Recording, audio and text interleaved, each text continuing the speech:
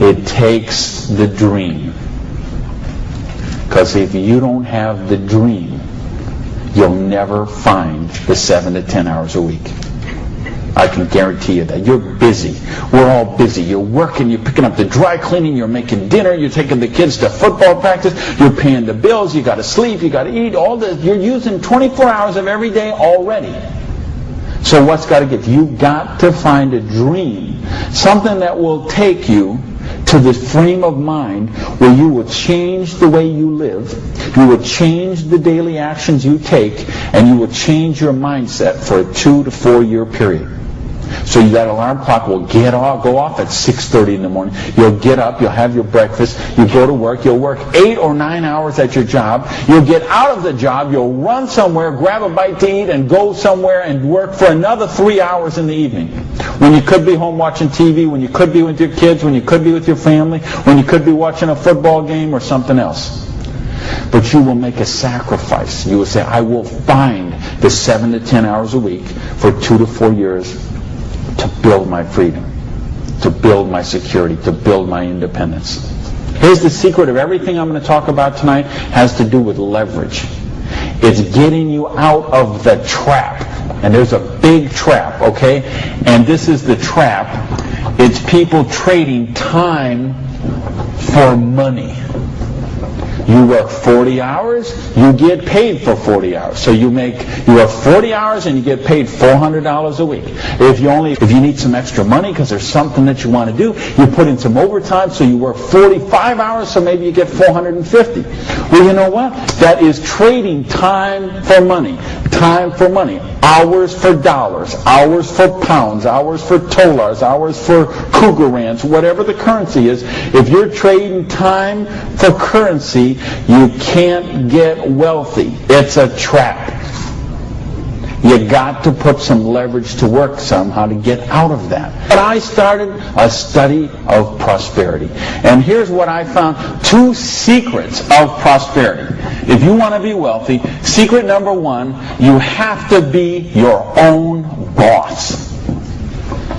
You ain't going to tell you a secret. I don't care how nice your boss is. I don't care how much your boss loves you and wants to help you. The truth is they have to buy you at wholesale and sell you at retail.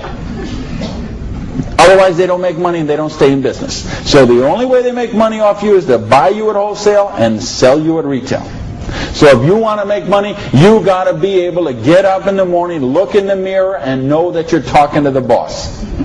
And issue number 2, and this is the most important thing, which we mentioned, you've got to employ the concept of leverage. And this is something, J. Paul Getty, who was one of the wealthiest people the world ever known, he understood this. And he was quoted oftentimes, this is probably his most famous quote, when he said, I would rather have 1% of the efforts of 100 people than 100% of my own efforts. Because he understood the concept of leverage.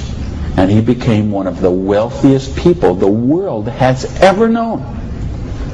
So tonight, I'm going to share with you how you can employ this same concept of leverage that the wealthiest people in the world do, and it'll allow you to get your share of that kind of wealth. Now, how do you put this leverage? It's a business called network marketing, sometimes called multi-level marketing, sometimes we call it MLM for short. What is it? It's a business that allows you to leverage the efforts of other people who have a dream and are willing to trade that 7 to 10 hours a week to get a dream.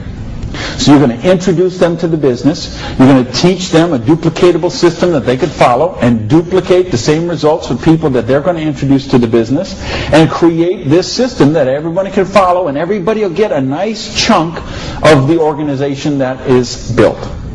And because you direct your own organization, because you are your own boss, you get some residual income out of the efforts of the people that you introduce to the business. That's the leverage. It's no different than when Madonna makes a record, and every time they play that CD, she gets a royalty of that. When Coppola does a movie, and that movie plays, it gets a royalty of that.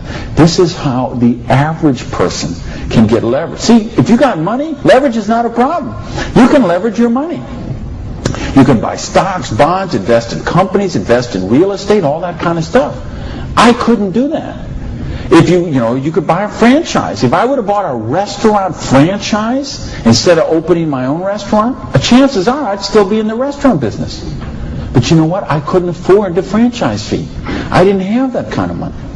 Ask someone about the stock market, they'll tell you, unless you got $25,000 you can afford to lose, don't even get in the stock market. Well, I didn't have $25,000 I could afford to lose. I didn't have $25 I could afford to lose. Forget about. So I didn't have the money to leverage. And if you got a couple $100,000, couple million you can leverage, hey, maybe you don't even need to be here tonight.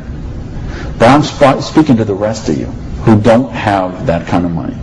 And the rest of you who used to have that kind of money till the stock market tanked, and now your retirement fund is 40% of what it was 2 years ago.